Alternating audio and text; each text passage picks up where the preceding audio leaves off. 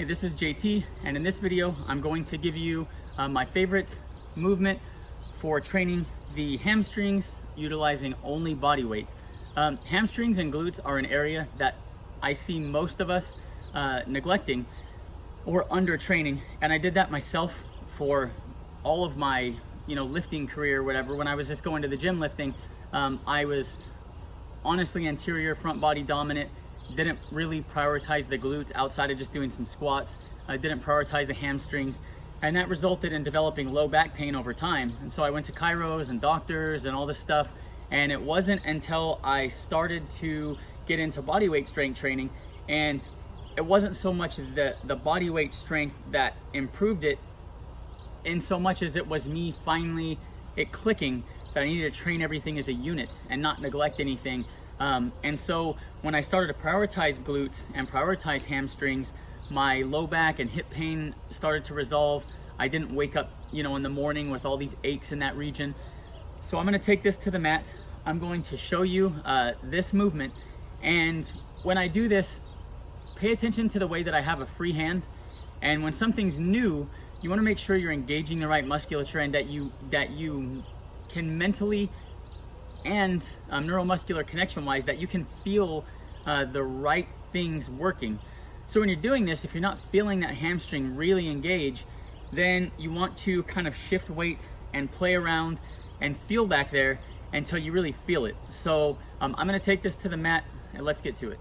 That's really one of the things that's really important in body weight strength training that's often neglected is getting in quality glute and hamstring work. And I had an earlier video where we do a glute bridge or hip thrust. And in that particular movement with both feet down, and that's the one where you are like this on the ground with both feet down, it's very stable. You're able to get through the movement without any issues, most people. But because it's a easier movement, once you can do it to a certain point and you need to add intensity, you noticed in that earlier video how I picked one leg up off of the ground, which makes it much more intense. But also when you do that, because of the way the body is squared, it requires a lot more core strength and it's a lot harder to stay stable.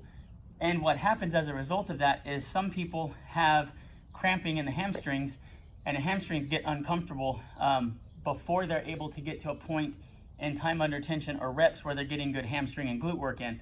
And so this is a variation that I came up with. I don't know what to call it, so if somebody's got a suggestion for a name, let me know. But what you're going to do is you're going to lay at a kind of 45-degree angle. You're going to bend one leg, similar to the glute bridge hip thrust. You're going to put one arm at a 45-degree angle, and what you're going to do is you're going to be resting your body weight on the elbow and stabilizing yourself with the arm. You're going to point the toes. You're going to, of this leg, the non-pressing leg. And then what you're going to do is tighten the quads, tighten the glute on this leg and the hamstring. So you want this whole leg and the core tight. So this part of your body is in a hollow body. You probably recognize that as you watch me do this. And recurring theme, you're gonna see a lot of the same principles throughout everything that we do. It's a system. But you're gonna have hollow body here, and then what we're going to be doing is pressing straight down through the heel, firmly into the ground, and you're going to pick this side of the body up. The first time you do this, just come up an inch. Okay, so tighten the glutes, which is really critical. We're training hamstrings, we're training glutes. This one is really gonna be hamstring. This is going to be hamstring dominant. You can take your free hand and you can feel, just start to press down through the heel, tighten this side. I'm not even off the ground yet, and I can already feel my entire hamstring firing, the glutes. Now from here, come up a few inches, okay, just a few inches. And when you come up a few inches, you can come up and still not be maximally engaging that glute and that hamstring. So just because you're up off the ground, and this is a good lesson to teach you how to really identify this. Take your free hand and feel the hamstring and feel the glute. Okay, now from here, flex that glute, engage that glute, engage that hamstring. So you come up and then you really tighten that musculature maximize tension in that musculature in this isometric hold, and you'll feel the difference. I'm going to flip over to try to see if I can provide a visual illustration of this. So you're going to here, if you see that muscle engaging, the hamstrings are engaging, that's just applying enough pressure on the heel without even picking my body up off the ground, okay? So this is already engaging, the glutes engaging, but notice the difference when I also essentially flex the muscle, when I maximally contract the muscle.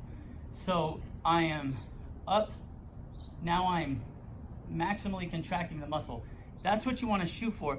That's what's going to provide maximum muscular tension and help you get the most out of this movement, especially when you're holding in this isometric, okay? So come up a little bit off the ground, a couple inches, straight leg, hollow body position, and then here, tighten all that up as best you can. And the thing with flexing, with maximizing muscular tension, is it takes practice. Like anything else, nobody's good at anything really when they first start. So it may not be a big difference for you when you start to flex, when you start to maximize tension, but the more you do it, the better you're going to get. So don't get discouraged if you don't feel a huge difference when you're flexing there. As you build strength and you build better muscle control, that stuff will come. But basically, isometric hold, point the toes, tighten everything up, hollow body, resting on the elbow, and just hold that. See if you can build this up to 30 seconds. The other thing that you can do is you can make this into a dynamic movement, and you can come up and then come back down. And so this will be the full movement. You can keep the hand back there to feel everything. Although in a dynamic movement, it's a little bit harder to balance and keep the hand back there than it is in an isometric. But that will be the full movement, all the way up, pause, slow down, several seconds per rep.